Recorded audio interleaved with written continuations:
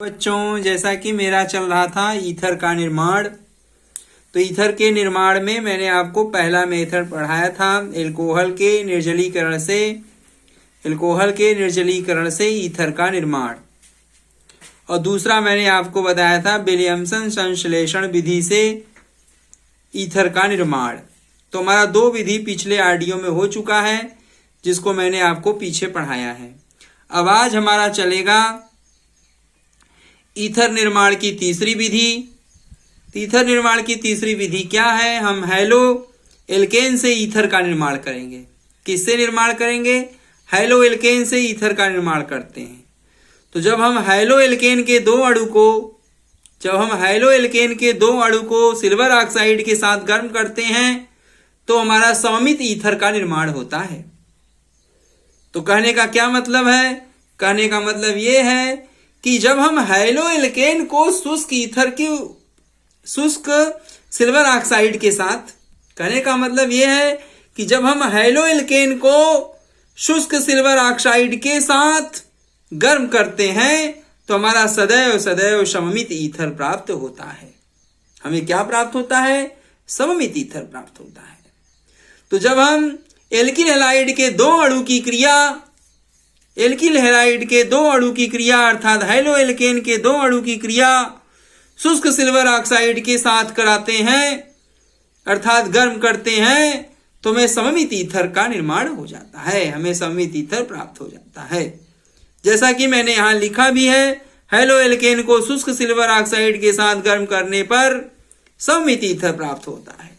जैसे मैंने यहां उदाहरण लिया है हैलो एल्केन में अर्थात एल्किल हैलाइड में RX, तो RX हमारा हैलो एल्केन है, एल्किल हैलाइड है, जिसका मैंने दो अणु लिया। और शुष्क सिल्वर ऑक्साइड, तो शुष्क सिल्वर ऑक्साइड का सूत्र है Ag2O। इन दोनों को मिलाकर हैलो एल्केन को और शुष्क सिल्वर ऑक्साइड को मिलाकर के जब गर्म करते हैं तो हमारा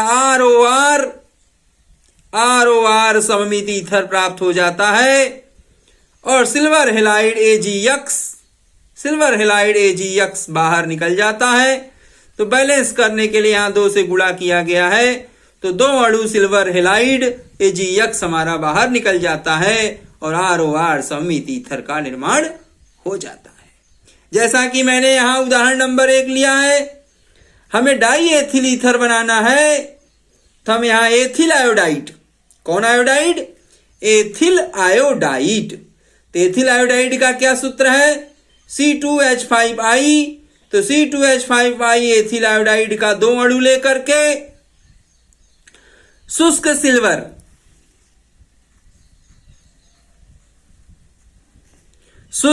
सिल्वर ऑक्साइड Ag2O, जिसका सूत्र है शुष्क सिल्वर ऑक्साइड Ag2O। तो इन दोनों को मिलाकर जब गर्म करते हैं तो हमारा सममित ईथर डाई एथिल ईथर, इधर वाला भी R है, इधर वाला एल्किल है C2H5, इधर वाला भी एल्किल है C2H5, अर्थात दोनों R C2H5 है, इधर का एल्किल C2H5 है, इधर का एल्किल C2H5 है, इसलिए इसको हम कहते हैं die ethyl ether. Die ethyl ether का निर्माण होता है। डाई एथिल ईथर एक प्रकार का सममित ईथर है। और साथ में सिल्वर आयोडाइड AgI का दो अणु बाहर निकल जाता है। तो इस प्रकार से हमें सममित डाई एथिल ईथर का निर्माण हो जाता है। ठीक है बच्चों, हमारा दूसरा एग्जाम्पल मैंने लिया है। हमारा दूसरा एग्जाम्पल है, जैसे हम methyl iodide CH3I, methyl iodide यदि दो अणु लें तो मेथिल आयोडाइड दो अणु शुष्क सिल्वर ऑक्साइड Ag2O, तो मेथिल आयोडाइड का दो अणु और शुष्क सिल्वर ऑक्साइड Ag2O को मिलाकर के जब गर्म करते हैं तो हमारा डाई मेथिल ईथर मेथॉक्सीमेथेन, इसका IUPAC नाम है। इधर वाला मेथिल CH3, इधर वाला मेथिल CH3, इसलिए ROR इसका नाम क्या होगा? मेथिल, तो इसका नाम होगा डाई मेथिल ईथर सममित ईथर प्राप्त होता है। इसका IUPAC नाम होगा मेथॉक्सीमेथेन। और साथ में सिल्वर आयोडाइड AgI बाहर हमारा निकल जाता है दो अणु। तो इस प्रकार से हमारा मेथॉक्सीमेथेन डाई मेथिल ईथर बनता है और पहले एग्जाम्पल में मैंने आपको बनाया डाई एथिल ईथर। तो जैसा आप सममित ईथर बनाना चाहते हैं उस ढंग का आप सममित ईथर का निर्माण कर सकते हैं। तो ये हमारा हुआ ईथर निर्माण की तीसरी विधि। अब ईथर निर्माण की हम चौथी विधि लेते हैं। तो ईथर निर्माण की चौथी विधि हमारा क्या है? ईथर निर्माण की चौथी विधि है हमारा निम्न हैलोजनीकृत। ईथर निर्माण की चौथी विधि है निम्न हैलोजनीकृत ईथर से उच्च समजात का, उच्च सदस्य का ईथर का निर्माण। माने हम कौन सा निर्माण करेंगे? निम्न हैलोजनीकृत ईथर से, माने निम्न अणुभार के हैलोजन युक्त ईथर से, निम्न अणुभार के हैलोजन युक्त ईथर से उच्च अणुभार के ईथर का निर्माण करेंगे। ये हमारा चौथा मेथड है, जिसके लिए मैंने यहां परिचय लिखा है। निम्न हैलोजनीकृत ईथर की क्रिया ग्रिग्नार्ड अभिकर्मक से कराने पर उच्च सदस्यों के ईथर का निर्माण होता है।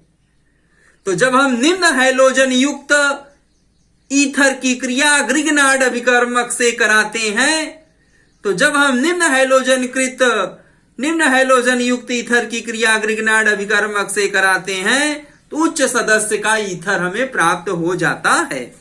जैसे मैंने यहां निम्न सदस्य हैलोजनीकृत ईथर लिया है R single bond O CH2X ROCH2X, तो ये हैलोजन युक्त ईथर है। अब इसका हमने क्रिया कराया ग्रिग्नार्ड अभिकर्मक से, RMgX से ग्रिग्नार्ड अभिकर्मक से क्रिया कराते हैं तो इसका ग्रिग्नार्ड अभिकर्मक का MgX और इस ईथर का X आपस में मिलकर के MgX2 मैग्नीशियम हेलाइड के रूप में बाहर निकल जाता है और ग्रिग्नार्ड अभिकर्मक का एल्किल समूह जाकर के ईथर से फ्यूज होकर के CH2R बना लेता है। तो R माने एल्किल समूह की मात्रा बढ़ गई। अब ये उच्च सदस्य हो गया। ये निम्न सदस्य का ईथर है, जब इसमें एक एल्किल समूह जाके जुड़ता है तो ये उच्च सदस्य का ईथर हो जाता है। तो हमारे पास ROCH2R उच्च सदस्य का ईथर प्राप्त हो जाता है और मैग्नीशियम हेलाइड हमारा बाहर निकल जाता है। जैसा कि मैंने यहां उदाहरण भी दिखाया है, देखिए निम्न सदस्य के हैलोजनीकृत ईथर में मैंने उदाहरण लिया मोनोक्लोरो डाई मेथिल ईथर। तो मोनोक्लोरो डाई एथिल ईथर का सूत्र है CH3 single bond O single bond CH2Cl। तो CH3O CH2Cl जिसको हम कहते हैं मोनोक्लोरो डाई मेथिल ईथर, जिसका IUPAC नाम है 1-क्लोरो 1-मेथॉक्सी मेथेन, 1-क्लोरो 1-मेथॉक्सी एथेन। तो यहां से गिनती करेंगे 1, तो 1 पे क्लोरो 1 पे ही मेथॉक्सी, इस 1 से ही जुड़ा है क्लोरो और इसी 1 से जुड़ा है मेथॉक्सी, इसलिए हम यहां नाम देते हैं 1-क्लोरो 1-मेथॉक्सी मेथेन। IUPAC नाम है जो निम्न सदस्य का ईथर है, हैलोजन युक्त निम्न सदस्य का ईथर है। अब इस ईथर की क्रिया हम मेथिल मैग्नीशियम क्लोराइड ग्रिग्नार्ड अभिकर्मक methyl magnesium chloride CH3MgCl methyl magnesium chloride Grignard reagent से जब कराते हैं तो ग्रिग्नार्ड रिजेंट का मैग्नीशियम क्लोरीन और निम्न सदस्य का ईथर का ये क्लोरीन आपस में मिलकर के मैग्नीशियम क्लोराइड MgCl2 बाहर निकल जाता है और इस CH2 से यह CH3 जाके फ्यूज हो जाता है। तो हमारा इधर क्या बन जाता है? CH3 तो पहले से ही है, CH3 सिंगल बॉन्ड O फिर सिंगल बॉन्ड CH2। अब इसी CH2 से हमारा CH3 आकर के जुड़ गया तो हमारे पास एक CH3 माने एक कार्बन 3 हाइड्रोजन का परमाणु भार बढ़ गया, अर्थात उच्च सदस्य का ईथर प्राप्त हो गया। यह भी हमारा ईथर है, लेकिन ये हैलोजन युक्त ईथर है और यह जबकि उच्च अणुभार का ईथर है, इसमें कोई भी प्रतिस्थापी समूह नहीं है। तो इसका नाम क्या होगा? इसका नाम होगा, इधर वाला क्या है? इधर वाला CH3 CH2 है, इधर वाला एथिल है, इधर वाला केवल CH3 है। तो एक तरफ एथिल एक तरफ मेथिल, तो इसका नाम होगा ethyl methyl ether. Ethyl methyl ether प्राप्त हो जाता है। इसका IUPAC नाम होगा 1-मेथॉक्सी एथेन। तो 1 पे एक नंबर पे ये मेथॉक्सी समूह जुड़ा हुआ है, इसलिए इसको क्या कहेंगे? 1-मेथॉक्सी, 1-2 कार्बन है एथेन। नंबरिंग यहां से होगा 1 और 2। तो क्या होगा 1 2 माने एथेन और 1 पे ही मेथॉक्सी जुड़ा है, इसलिए इसका यूपीएससी नाम होगा 1 मेथॉक्सी एथेन। उच्च सदस्य का ईथर प्राप्त हो जाता है। तो यह मैंने आपको उदाहरण बताया हैलोजन युक्त निम्न अणुभार के ईथर से उच्च सदस्य का ईथर का निर्माण कैसे किया जाता है। तो हैलोजन युक्त निम्न अणुभार के ईथर की क्रिया जब हम ग्रिग्नार्ड अभिकर्मक से कराते हैं तो हमें उच्च सदस्य का ईथर प्राप्त हो जाता है। इस बात को आप अच्छी तरीके से ध्यान में रखिएगा, परीक्षा की दृष्टि से बहुत इंपॉर्टेंट है जो मैंने आपको पढ़ा दिया। अब हम लेते हैं ईथर निर्माण की ये 5वीं विधि। तो ईथर निर्माण की ये 5वीं विधि क्या है। ईथर निर्माण की 5वीं विधि है एल्कीन पर एल्कोहल के योग द्वारा ईथर का निर्माण। मतलब जब एल्कीन में हम ether alkene CH2 double bond CH2 माने युग्म बंध है, तो युग्म बंध में हमेशा योग अभिक्रिया होती है, हमें जहां तक मालूम है। तो जब हम एल्कीन में एल्कोहल ROH जोड़ते हैं तो सदैव हमें ईथर प्राप्त होता है, इस बात का ध्यान रखेंगे। और योग अभिक्रिया में अगर असममित एल्कीन होगा तो मार्कोनी काव के नियम का भी ध्यान रखेंगे, जो पीछे मैं आपको क्रियाविधि के चैप्टर में पढ़ाया हूं। तो हमारे पास यहां एल्कीन में जब हम एल्कोहल जोड़ते हैं तो सदैव हमारा क्या बनता है, ईथर प्राप्त होता है। तो देखिए मैंने यहां पर लिखा है कि मार्कोनी काव के नियमानुसार अम्ल की उपस्थिति में एल्कीन पर एल्कोहल का योग करने पर हमें ईथर प्राप्त होता है, जो कि मैं आपको बता रहा हूं। तो एल्कीन में योग अभिक्रिया मैंने आपको पढ़ाया है, उसी के अंतर्गत ये हमारा है। तो सांद्र सल्फ्यूरिक अम्ल ध्रुवी माध्यम के उपस्थिति में, सांद्र सल्फ्यूरिक अम्ल H2SO4 ध्रुवी माध्यम की उपस्थिति में एथीन में CH2 double bond CH2 ethene में हम एथेनॉल जोड़ रहे हैं, C2H5OH एथेनॉल जोड़ रहे हैं। तो एथेनॉल का ऋण भाग क्या होगा हमारे पास, एथेनॉल में यह OH बंध टूटेगा तो C2H5O ऋणायन बनेगा और H धनायन बनेगा। तो ऑक्सीजन पर आंशिक रूप से ऋणायन और हाइड्रोजन पर आंशिक रूप से धनायन आता है। तो यह ऋण भाग इसमें कौन होगा, एथेनॉल का ऋण भाग होगा एथॉक्साइड आयन C2H5O ऋणायन। एथेनॉल का ऋण भाग है C2H5O ऋणायन एथॉक्साइड आयन और प्रोटॉन। और यहाँ एथीन है, एथीन में पाई बंध है, जो पाई बंध टूटेगा तो एक कार्बन धनायन बनेगा, एक कार्बन ऋणायन बनेगा। तो ऋणायन के कार्बन से H धनायन जुड़ जाएगा तो वह CH2 से CH3 हो जाएगा। और जो कार्बन धनायन बनेगा उस कार्बन धनायन से C2H5O ऋणायन जुड़ेगा तो एथॉक्साइड आयन जुड़कर ईथर का निर्माण कर देगा। तो यहां पर हमारे पास CH2 डबल बॉन्ड CH2 से जब हम एथेनॉल जोड़ते हैं ध्रुवी माध्यम की उपस्थिति में तो यह CH2 H जुड़ जाता है तो CH3 हो जाता है। और फिर सिंगल बॉन्ड ये CH2, तो इस CH2 से OC2H5 जुड़ जाता है तो CH2 से OC2H5 जुड़ गया तो हमारे पास ROR ईथर प्राप्त हो गया। इधर वाला R क्या है, C2H5 है, एथिल है। इस O के पहले कौन सा R है, वह भी R एथिल है, CH3CH2 अर्थात यह भी C2H5 है। तो इधर वाला भी एथिल है, इधर वाला भी एथिल है, तो दोनों तरफ का एथिल है तो इसका नाम होगा डाई एथिल ईथर। अब डाई एथिल ईथर का यूपीएसी नाम होता है एथॉक्सी एथेन, जो मैंने यहां लिखा है। तो डाई एथिल ईथर का यूपीएसी नाम एथॉक्सी एथेन होता है, जो मैंने यहां लिखा है। तो यहां मार्कोनी काव के नियम का ध्यान नहीं रखना है।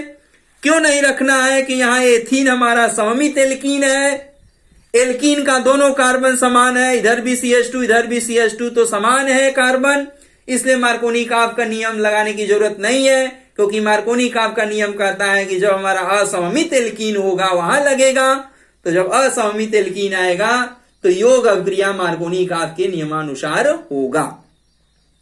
जैसे कि मैंने यहां एक और उदाहरण लिया है प्रोपीन 1। तो प्रोपीन 1 का क्या सूत्र है, CH3CH डबल बॉन्ड CH2। तो इसका नंबरिंग हम कहां से करेंगे, 1 2 3। तो इसका यूपीएसी नाम क्या होगा, प्रोपीन 1। तो प्रोपीन 1 में कार्बन कार्बन जो युग्म बंध है तो यह कार्बन युग्म बंध समान नहीं है। देखिए इस युग्म बंध के इस कार्बन से 2 हाइड्रोजन जुड़ा है, CH2 है, लेकिन कार्बन नंबर 2 पर एक H जुड़ा है और एक एल्किल समूह CH3 जुड़ा है। तो इस कार्बन पर तो CH2 है लेकिन इस कार्बन पर CH2 है नहीं।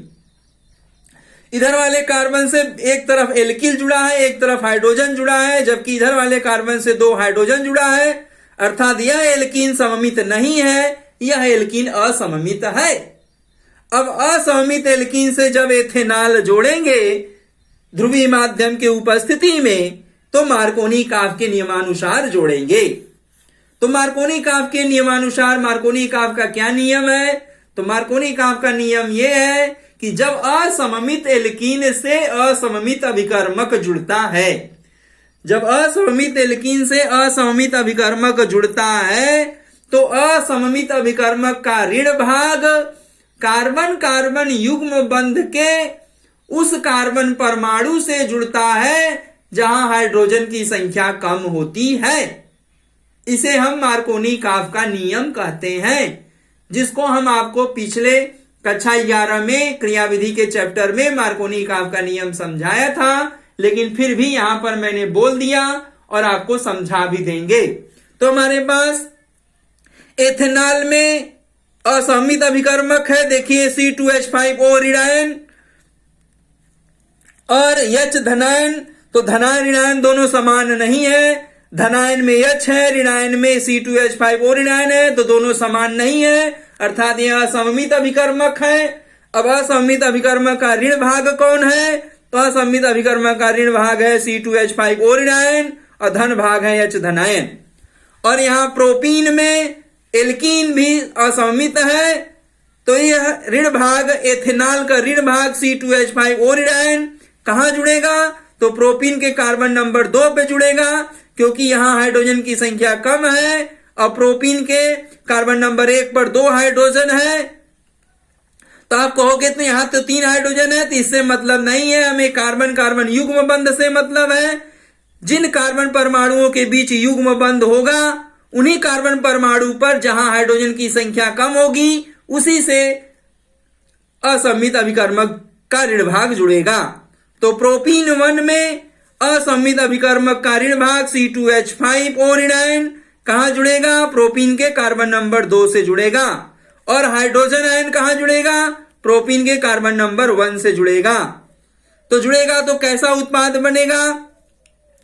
तो कार्बन नंबर 1 से जुड़ेगा हमारा CH2 से H जुड़ेगा तो यह CH3 हो जाएगा, और इसी CH से इस कार्बन नंबर 2 से CH से OC2H5 जुड़ेगा। तो हमने देखो कार्बन नंबर 2 पर CH2 से OC2H5 जोड़ दिया तो हमारे पास ईथर का निर्माण हो गया, ROR बन गया। ROR में इधर का R कैसा है? एथिल है, और इस O के पहले R कैसा है? प्रोपिल है, आइसोप्रोपिल है। तो इसको हम कह सकते हैं ethyl isopropyl ether, ethyl isopropyl ether कह सकते हैं। लेकिन इसका यूपीएससी नाम अगर करेंगे तो इसका यूपीएससी नाम में नंबरिंग कहां से करेंगे? नंबरिंग यहां से करें, चाहे इधर से करें 1 2 3, चाहे इधर से करें चाहे इधर से करें, 2 नंबर पर OC2H5 आएगा तो इसका यूपीएससी नाम होगा 2-एथॉक्सी प्रोपेन। तो ध्यान से सुनिए, प्रोपीन 1 में CH3CH डबल बॉन्ड CH2 में ध्रुवीय माध्यम सल्फ्यूरिक अम्ल के उपस्थिति में जब एथेनॉल को जोड़ते हैं तो मार्कोनी-काफ के नियमानुसार एथेनॉल जुड़ करके 2-एथॉक्सी प्रोपेन ईथर का निर्माण करता है। तो यहां मार्कोनी-काफ के नियमानुसार योग हुआ और योग होकर 2-एथॉक्सी प्रोपेन का निर्माण हो जाता है। इसी प्रकार से हम तीसरा एग्जाम्पल लेते हैं। तो तीसरा एग्जाम्पल हमारा है 2-मेथिल प्रोपेन, 2-मेथिल प्रोपीन। तो 2-मेथिल प्रोपीन का यूपीएससी नाम देखिए, यहां पर नंबरिंग करेंगे 1 2 3, तो युग्म बंध 1 और 2 के बीच में है और 2 पर शाखा छूट गया मेथिल, इसलिए इसका नाम हो गया 2-मेथिल प्रोपीन। तो 2-मेथिल प्रोपीन एक असममित एल्कीन है, क्योंकि जहां युग्म बंध है वहां दोनों कार्बन भिन्न है, इस कार्बन से 2 H जुड़ा है, जबकि इस कार्बन से 2 ठो एल्किल समूह, मेथिल समूह CH3 जुड़ा है। तो यह दोनों कार्बन भिन्न है, अर्थात असममित एल्कीन है। अब इस असममित एल्कीन से जब हम मेथिल एल्कोहल अर्थात मेथेनॉल CH3OH मेथेनॉल जब जोड़ते हैं तो मेथेनॉल में ऋण भाग कौन है? तो मेथेनॉल में CH3O ऋणायन ऋण भाग है और H धनायन है। तो यहां पर हमारे पास मेथेनॉल का ऋण भाग CH3O ऋणायन कहां जुड़ेगा? कार्बन नंबर 2 से जुड़ेगा मार्कोनी काफ के नियमानुसार। तो 2 मेथिल प्रोपीन में ध्रुवीय माध्यम के उपस्थिति, ध्रुवीय माध्यम H2SO4 की उपस्थिति में 2 मेथिल प्रोपीन में जब मेथेनॉल जोड़ेंगे तो मेथेनॉल का ऋण भाग CH3O ऋणायन 2 मेथिल प्रोपीन के कार्बन नंबर 2 पर जुड़कर उत्पाद ईथर का निर्माण करेगा। तो कैसा ईथर बनेगा? तो इस प्रकार से हमारा ईथर का निर्माण होगा। इस ईथर का IUPAC नाम क्या होगा? तो इसका नंबरिंग चाहे हम इधर से करें चाहे इधर से करें 1 2 3 होगा और 2 पर ही मेथाक्सी छूटेगा और 2 पर ही शाखा छूटेगी मेथिल।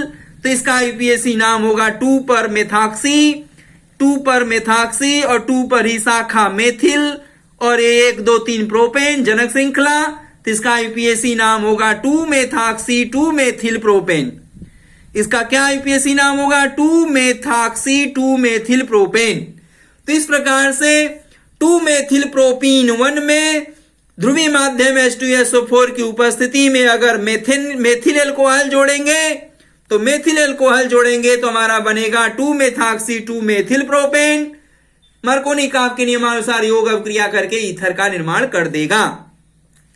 और यदि हम यहां C2H5OH एथेनॉल जोड़ें तो एथेनॉल जोड़ेंगे तो हमारा IUPAC नाम क्या होगा? 2 एथाक्सी। अब मेथाक्सी की जगह एथाक्सी आ जाएगा भाई, CH3 की जगह C2H5 कर देंगे तो यहां C2H5 हो जाएगा। तो C2H5 एथिल कहलाता है तो यहां जो 2 मेथाक्सी है वो 2 एथाक्सी हो जाएगा। तो IUPAC नाम हो जाएगा 2 एथाक्सी 2 मेथिल प्रोपेन। तो चाहे हम मेथनॉल जोड़कर के ईथर बना सकते हैं, चाहे हम एथेनॉल जोड़कर ईथर बना सकते हैं। तो ये हमारा हुआ एल्कीन में एल्कोहल जोड़कर ईथर का निर्माण किया जा सकता है। तो कहने का मुख्य मतलब यह है कि एल्कीन में ध्रुवीय माध्यम में एल्कीन में जो है एल्कोहल को जोड़कर ईथर का निर्माण किया जा सकता है। तो कहने का तात्पर्य यह है कि एल्कीन में ध्रुवीय माध्यम के उपस्थिति में एल्कीन में एल्कोहल को जोड़कर ईथर का निर्माण किया जा सकता है। लेकिन जब हम जोड़कर ईथर का निर्माण करते हैं तो मार्कोनी काफ का नियम ध्यान रखते हैं। जब हमारा असममित एल्कीन होगा तो असममित एल्कीन होने पर मार्कोनी काफ के नियमानुसार योग अवक्रिया करके ईथर का निर्माण करेगा, जो कि मैंने आपको 3 एग्जाम्पल में बताया, समझाया। तो हम उम्मीद करते हैं आपको समझ में आ गया होगा। इसे बार बार सुनिए, समझिए, लिखिए, याद करिए, दोहराइए। परीक्षा की दृष्टि से बहुत ही इंपॉर्टेंट है। यह वीडियो हम YouTube चैनल पर डाल दे रहे हैं ताकि मोबाइल में ज्यादा जगह घेरता है तो YouTube पर डाल देंगे तो जगह हमारा नहीं घेरेगा, हम बाद में उस वीडियो को मिटा देंगे, लेकिन YouTube पर हमारा वीडियो पड़ा रहेगा। तो इसलिए हम YouTube पर वीडियो डालते हैं। तो आप YouTube पर डालते हैं, उसी वीडियो को भेजेंगे तो आप उसे देखिए, सुनिए, समझिए, याद करिए, दोहराइए, लिखिए, अच्छे से समझ में आ जाएगा। बार बार दोहराएंगे, बार बार सुनेंगे। और वीडियो को लाइक और सब्सक्राइब भी करिए जिससे कि हमारा चैनल का रुतबा और बढ़ जाए। ये भी ध्यान रखिए, हमारे चैनल को आप लाइक करिए और सब्सक्राइब भी कर दिया करिए। तो ठीक है, हम उम्मीद करते हैं कि आपको एल्किल हैलाइड से ईथर का निर्माण, तीसरी विधि और चौथी विधि निम्न हैलोजनीकृत ईथर से उच्च अणुभार के ईथर का निर्माण, चौथी विधि, और पांचवी विधि एल्कीन में एल्कोहल का जोड़कर ईथर का निर्माण जो बताया है, ये समझ में आ गया होगा। अच्छे से मैंने आपको समझा दिया है, उदाहरण देकर समझा दिया है। और आप और भी एग्जाम्पल इस भांति, इसी तरह और भी एग्जाम्पल आप अपने से बना सकते हो, लिख सकते हो, बनाइएगा, दोहराइएगा। तो आज के लिए बस इतना ही। धन्यवाद।